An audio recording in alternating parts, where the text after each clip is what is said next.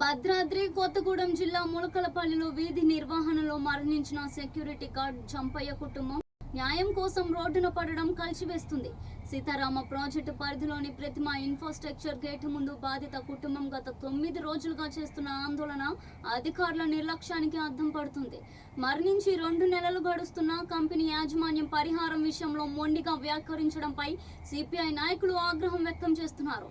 మృతుడి కుటుంబానికి 25 లక్షల రూపాయలు ఎక్స్గ్రేషియా చెల్లించి ప్రభుత్వం ఆదుకోవాలని వారు డిమాండ్ చేస్తూ సంఘీభావం తెలిపారు. న్యాయం జరిగే వరకు పోరాటాన్ని ఆపబోమని బాధితులు కన్నీటి పర్యవంతమవుతూ నినదించారు. ఎమ్మెల్యే ఇచ్చిన హామీలు నీటి మాటలయ్యాయని తక్షణమే న్యాయం చేయాలని గ్రామస్తులు కూడా కోరుతున్నారు. మాకు పెద్ద దిక్కు ఆయనే, మాకు పెట్టేటైన ఆయన లేని మేము ఆయన చచ్చినామండి. మేము కూడా ఈయనే న్యాయం చేయకుంటుంటే మేము కూడా ఏదన్నా ఒకటి పోసుకొని చచ్చిపోతామండి. మాకు ఏదో ఒకటి న్యాయం చేయాలి. మాకు పెట్టేటోళ్ళు ఎవరు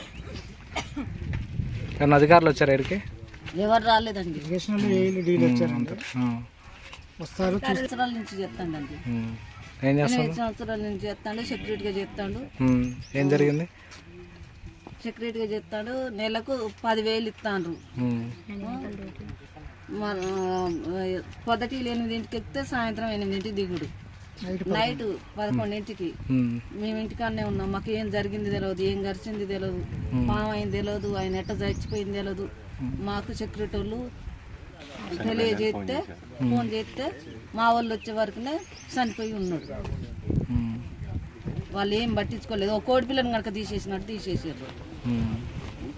మరి ఇట్లయితే ఎట్లా? ఇదేం కంపెనీ ఏంది మాకేం అర్థం కావట్లేదు. ఇంతవరకు ఎవరు మాకు రాలేదు. ఇది ఇట్లమ్మా మరి ఏంది అని చెప్తలేదు. మేము ఎన్ని రోజులు ఉండటం?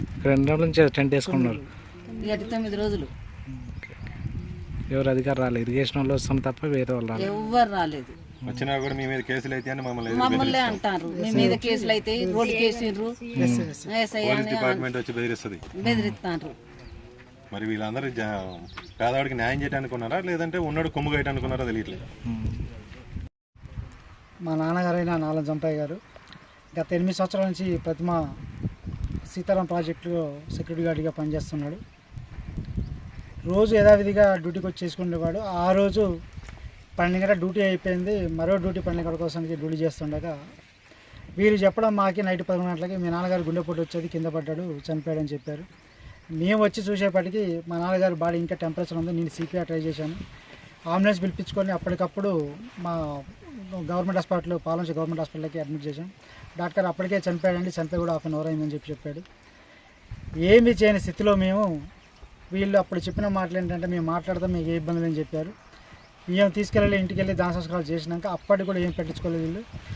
నేటికి 54 రోజులు ఇప్పటి వరకు మేము ఎన్నిసార్లు పోయినా ఇవాళ మాట్లాడతాం, రేపు మాట్లాడతాం, ఇల్లుని మాట్లాడతాం, ఇలా కాలయాపన చేసుకుంటూ ఇట్లా వచ్చారు వీళ్ళు. కనీసం ఏమైంది ఏంటి? అదే ఈ ప్రతిమ కంపెనీలో ఒక అంబులెన్స్ అనేది ఉంటే ఇవాళ మా నాన్నగారు చనిపోయేవాడు కాదు. కనీసం అది క్వశ్చన్ చేసినా కానీ మాకు అసలు వాళ్ళు నిమ్మెక్క నీరెత్తినట్లేదు. వాళ్ళు మీరు ఏం చేసుకుంటారో చేసుకోండి అన్న వేలో ఉన్నారు. ఇప్పుడు రోడ్డు మీదకి వచ్చి కనీసం మేము 9 రోజులు గడుస్తుంది వాటికి. ఇక్కడికి సుమారు 25 కిలోమీటర్ల దూరం నుంచి మేము రోజు వచ్చి ఇక్కడికి వచ్చి పొద్దున 8 గంటలకు వచ్చి సాయంత్రం 6-7 గంటల వరకు ఉండి వెళ్తాను. మళ్ళీ ఇక్కడ లోకల్ ఎమ్మెల్యే జార్ ఆదినారాయణ గారు కూడా మమ్మల్ని చూసి ఆగాడు. సార్ మా పరిస్థితి ఇట్లా ఉందంటే నీకు ఎందుకు మాట్లాడతాను, మరో 5 నిమిషాల్లో మాట్లాడతాను, 10 నిమిషాల్లో మాట్లాడి చెప్పాడు. ఇంతవరకు ఎలాంటి స్పందన లేదు. లేదంటే మీకు నేను చెప్తానని చెప్పి నా నెంబర్ కూడా సార్ తీసుకున్నారు. అలాంటిది కూడా ఇంతవరకు మాకు ఫోన్ ఏం రాలేదు. ఏమీ గక్షంతరం లేకుండా ఇలా పడిన ప్రతిభ వాళ్ళు కానీ ఇక్కడ ఉన్న కాంట్రాక్ట్ కానీ ఏంటి అన్నది ఇంతవరకు మా దగ్గరకు వచ్చి ఏంటి అన్నా లేదు.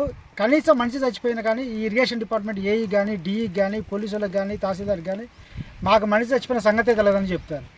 మరి ఇది ఎక్కడ న్యాయమో సొసైటీలో ఎక్కడుందో మాకు తెలియట్లేదు.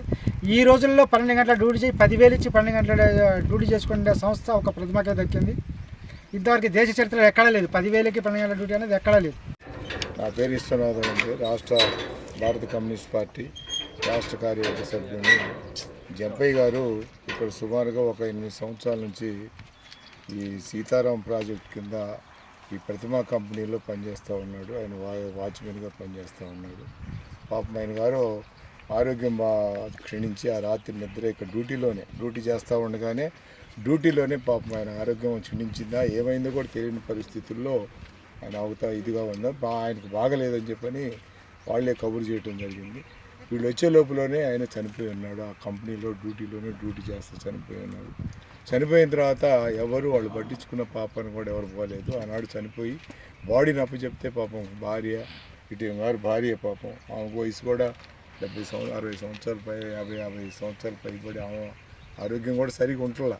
ఏది లేకపోయినా కూడా కొడుకున్నాడు, కొడుకు కోడలు వాళ్ళందరినీ వచ్చి పరిగెత్తుకొని వచ్చి వాళ్ళు చూసుకునేసరికి ప్రాణం పోయింది.